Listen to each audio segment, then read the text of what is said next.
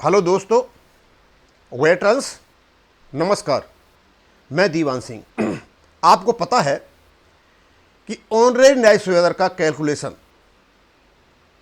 उनका केस, हर चीज़ को, और चाहे ऑनरेरी न्यायिक सुवेदार को हो या किसी के भी हों, हम उनको परस्यू करते रहते हैं अपने यूनियन के लेवल पर। Armed forces veterans association of India, हम इनका स्टडी भी करते हैं और करते रहे हैं। हमारे पास फ़ोन आने लगे ऑनरेरी न्यायिक सुवेदारों के। एक फ़ोन कल मेरे पास मध्य प्रदेश से आया। उन्होंने कहा कि सर, आप इसका जो 84 नंबर है, सीरियल नंबर है, उसको आप पढ़िए। और ये उस जजमेंट का लास्ट पोर्शन था जहां ऑपरेटिंग पार्ट होता है, जो जजमेंट का पार्ट होता है। वो कहने लगा, साहब इस केस में तो कोई जजमेंट ही नहीं है, ना तो ये पता चल रहा है कि हम केस हार गए हैं, ना ये पता चल रहा है हम केस जीत गए हैं। हमने उनको पढ़ा। पढ़ने के बाद हमको भी बड़ा अचंभा हुआ कि आखिरकार ऐसा क्या हुआ कि जो ये 84 में लिख रहे हैं, जस्ट उसके अपोजिट दूसरी जगह है। अब भाई, जजमेंट पर तो हम सवाल नहीं उठा सकते, क्योंकि ये माननीय AFT के जज साहब का निर्णय है और कंटेम्प्ट ऑफ कोर्ट में नहीं भी फंसना चाहते। लेकिन इतना जरूर बता देते हैं हम कि ये जो कुछ भी है, ये क्यों हुआ और इसके पीछे कारण क्या है। हमें ऐसा लगता है जो इन लोगों ने हुड़दंग मचाया, ये उस हुड़दंग का परिणाम है। अब उसको तो मैं बाद में बताऊंगा, पहले ये बताता हूं। मैं ये सारी बातें पढ़ने के बाद बताऊंगा और ऑनरेरी न्यायाधीश से कहूंगा, भैया अब जाओ तुम कपिल के पास, अब जाओ। एक नया मुल्ला और पैदा हुआ है, खंगार सिंह, कहीं उसकी बात कर रहा था, मोहन रंगन की, उनके पास। अब जाओ वीर बहादुर के पास, जो एक्स बासठ का पैसा लेकर के चुप बैठ गया, आजकल क्या नाम है, एयर कंडीशन गाड़ी में घूमता रहता है, लोगों को बेवकूफ बनाता है। अब जाओ तो FCA के अध्यक्ष अर्जुन सिंह के पास। शायद इन सब लोगों ने पैसा लेने तक तो ये हैं, लेकिन इस जजमेंट को देखा भी नहीं होगा। खैर एनीवे, अब मैं दूसरी बात पे आता हूं। इन्होंने कहा कि साहब जजमेंट का पता नहीं चल रहा, हम केस हारे या जीते। तो ये लास्ट की जो लाइन है 84 नंबर, ये है रेफरेंस इज आंसर्ड।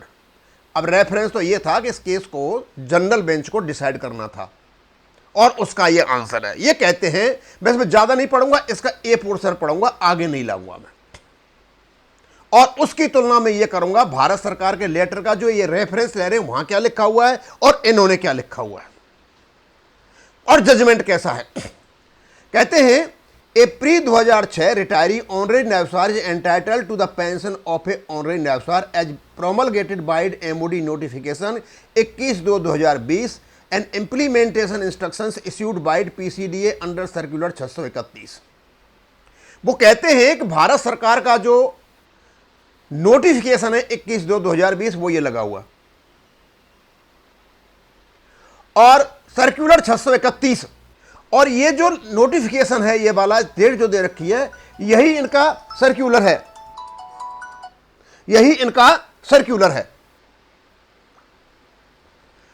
तो इस सर्कुलर की मेन भाषा मैंने यहां से ले रखी है। अब ये कहते हैं कि ऑनरेरी न्यायिक सुवेदार को ऑनरेरी न्यायिक सुवेदार की पेंशन मिलेगी, क्योंकि ऐसा कहा गया है भारत सरकार के नोटिफिकेशन में 21/2/2020 के में, और उसका सर्कुलर निकला है 631 5/2020।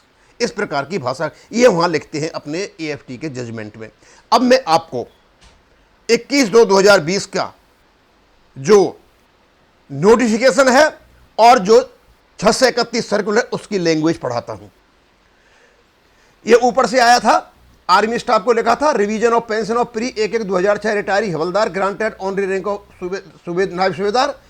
आई am directed to refer to this ministry letter number, policy number 12/6/2009, according to which honorary rank of नायब subedar granted to havildar will be notionally considered as promotion to the higher grade of नायब सूबेदार। यानी honorary नायब सूबेदार को माना जाएगा कि उनको नायब सूबेदार बना दिया गया है, ये इस लेटर में। और ये कहते हैं कि ऑनरेरी नायब सूबेदार को ऑनरेरी नायब सूबेदार की पेंशन मिलेगी, ऐसा इस लेटर में कहीं भी नहीं है। आगे, and benefit of fitment in the pay band and the higher grade pay will be allowed, और उनका बेनिफिट भी हायर ग्रेड पे में अलाउड किया जाएगा, क्योंकि उनको रेगुलर नायब सूबेदार मान लिया गया है भारत सरकार के जो नोटिफिकेशन है 21/2/2020 के अनुसार। यहां जो भाषा लिखी हुई है इसकी जस्ट अपोजिट भाषा यहां पर लिखी हुई है। उसके बाद for the fixation only notionally होगा क्या, and higher grade pay will be allowed notionally for the purpose of fixation of pension only. This provision was applicable for havildars granted honorary rank of नायब सूबेदार रिटायर्ड ऑन और after 1/2/2000। और ये प्रकार का provision उन नायब सूबेदारों के लिए था ऑनरेरी रैंक के लिए जो 1/1/2006 को या उसके बाद गए हुए। यानी ये हो गया कि प्री 2006 के जो ऑनरेरी नायब सूबेदार हैं उनको वही बेनिफिट मिलेंगे जो 1/1/2006 से बाद के ऑनरेरी नायब सूबेदारों को मिला हुआ है। लेकिन ये पाला पोर्शन जो ए में दे रखा है इन्होंने, ये जस्ट अपोजिट है, ऐसा उस लेटर में नहीं लिखा हुआ है।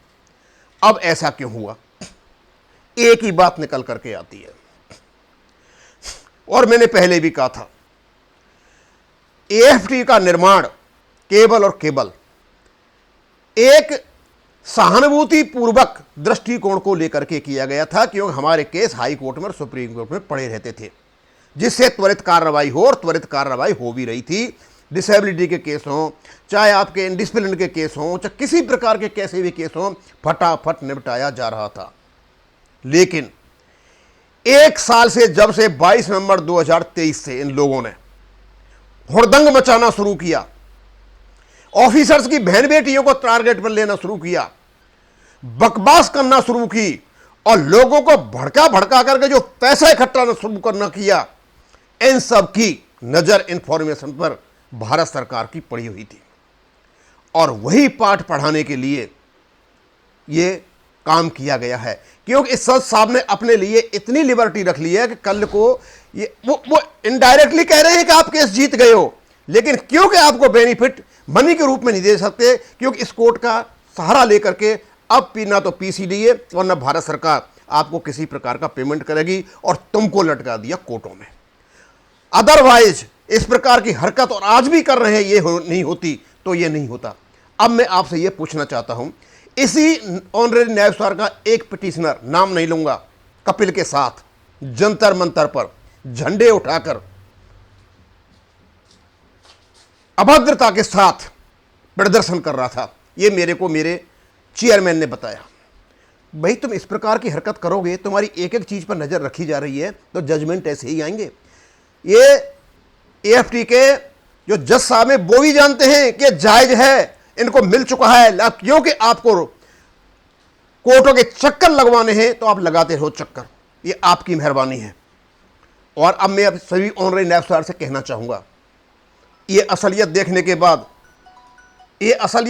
बाद मैं आपसे सबसे कहना चाहूंगा, भैया ऐसा करो ना, अब जाओ ना कपिल के पास, जो बड़े बड़े पोथा दिखाता है कि मैंने पता नहीं कौन कौन से वेलफेयर के काम किए, और जो हुड़दंग मचाता रहा, पेड़ गिराता रहा।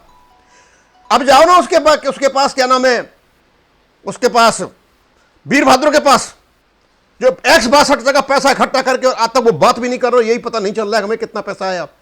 एक और नाटक खोर पैदा हुआ है, खंगार सिंह, वो कहीं बात कर रहा था उसकी, मोहन रंगन की, मैं जानता हूं मोहन रंगन को, खंगार सिंह जी, और तुम जैसे नाटक खोर अयोग्य लोगों ने ही हमारा सत्यानाश किया है। और यहां से आगे हमारे प्रति जो सहानुभूति हुआ करती है, केवल एएफटी में नहीं, हाई कोर्ट और सुप्रीम कोर्ट तक भी पहुंच गई है कि हमने जो बदतमीजी की है। हमारा एक डिसिप्लिन हुआ करता था, और अब भी बदतमीजियों में लगे हुए हैं। नुकसान आप लोगों ने खुद कराया है, क्योंकि हमारे फायदे अधिकतर सरकार ने नहीं दिए, एएफटी के माध्यम से या कोर्ट के माध्यम से आए हुए हैं। और यही कारण है कि इन दोनों चीजों को जो आप कंपेयर करोगे, क्यों केस तो जीता हुआ है, भारत सरकार का 631 सर्कुलर है, जैसे ही सुप्रीम कोर्ट में जाएगा तो आप जीत जाओगे, क्योंकि जज साहब ने अपना बचाव कर रखा है, इसमें उन्होंने कोई जजमेंट नहीं दिया है, उन्होंने एक प्रकार की एडवाइस दी है। और जो कुछ उन्होंने लिखा है नीचे, जो कहते हैं individual not entitled to the pension of regular नायब सूबेदार, रेगुलर नायब सूबेदार की पेंशन उसको नहीं मिलेगी। भैया यहां तो कह रहा है 631 में ऑनरेरी नायब सूबेदार मान लिया गया है और नायब सूबेदार की पेंशन मिलेगी। ये दोनों जो विरोधाभासी चीजें हैं आखिरकार क्यों हुई, ये केवल और केवल जो जंतर मंतर पर या आज भी ये हुआ है तो उसकी वजह से हुआ है। मैं अनुरोध करूंगा नायब सूबेदारों से कि जितने भी ये ऑर्गेनाइजेशंस के ये चेयरमैन बनकर के बैठे हुए, इनसे पूछा जाए कि क्या आपने ऑनरेबल न्यायपालिका का जजमेंट पढ़ा है क्या? कपिल से पूछो, उसके अध्यक्ष से पूछो, साहब काके से, वॉइस ऑफ एक्सर्विसमैन के एक कोऑर्डिनेटर वीर बहादुर से पूछो कि तुमने जजमेंट पढ़ा है क्या? एफबीए के अध्यक्ष अर्जुन सिंह राठौर से पूछो, आईबीओ के जोगिंदर सिंह से पूछो, क्या पैसा कमाने के लिए बैठे हुए हैं ये जजमेंटों को नहीं पढ़ते? क्या हुआ क्या नहीं हुआ? मैं आपको फिर बताना चाहता हूं ऑनरेबल न्यायाधीशों को, यदि आप चाहते हो जीतना तो आपका केस तो जीता हुआ है ऑलरेडी। इसमें इस प्रकार का जजमेंट है कि उन्होंने जजमेंट दिया ही नहीं है, और सही कह रहे हैं। मेरे पास जो फोन आ रहे हैं ऑनरेबल न्यायाधीशों के, वो कह रहे हैं सर इसमें कोई जजमेंट ही नहीं है, इसमें तो ना तो जजमेंट डिक्लाइन किया है और ना इसको अलाउड किया है, ये इस प्रकार का जजमेंट है। और मैंने यहां रख करके बता दिया ये जजमेंट का हिस्सा है और ये भारत सरकार का लेटर है। इस लेटर का रेफरेंस देकर जो जजमेंट दिया गया है, इन दोनों की लैंग्वेज जस्ट अपोजिट है। भारत सरकार ने माना हुआ है कि ऑनरेबल न्यायाधीश जो 1/1/2006 के पहले हैं उनकी वो पेंशन के हकदार हैं, जो उनको 1/1/2006 या उसके बाद जो पेंशन मिली है, यानी 12/6/2009 का लेटर ऑलरेडी एक्सेप्टेड है भारत सरकार की नजर में। तुम करो बदमाशी और तुम क्या करोगे? और तुम हटा दो मोदी को, दूसरी सरकार आएगी, क्या कर लोगे? ब्यूरोक्रेट्स तो यही रहेंगे ना, और यही ब्यूरोक्रेट्स रहेंगे, यही बातें होंगी, ऐसे ही परेशान रहोगे। आकर के बकवास करते हो, और कुछ पॉलिटिकल एजेंट्स के जो ऑफिसर हैं, ऑफिसर आपस में नहीं लड़ते, आपस में लगती है भाव नहीं दिखाते, सभ्यता बनी हुई है। और कुछ ऑफिसर पॉलिटिकल एजेंट हमारे बगल में आएंगे और आकर के वीडियो बना जाएंगे और सोचेंगे ऑफिसर हमारी ओर है, और तुमको भड़का जाएंगे, एनर्जी मिल जाएगी और तुम भड़कते रहते हो। और कुछ पत्रकार, एक दिनास पत्रकार है, सुबह से शाम तक बदतमीजी करता है वो, और इस बदतमीजी की वजह से हमारे ही लोग इन सब कामों में व्यस्त हैं और जिन्हें क्या क्या बकते हैं। यह है उसका परिणाम। ऑनरेबल न्यायाधीश का केस कोर्ट में नहीं हारा गया है, यह केस केवल और केवल हमारे लोगों ने अभद्रता, अश्लीलता कर करके हरवाया हुआ है। अब क्योंकि कोर्ट में केस में फंस जाएगा, 4 साल लगते हैं, 5 साल लगते हैं, कितना लगते हैं, ये टाइम तो इसमें लगेगा। अब मैं इसको यहीं खत्म करूंगा। थैंक यू, धन्यवाद।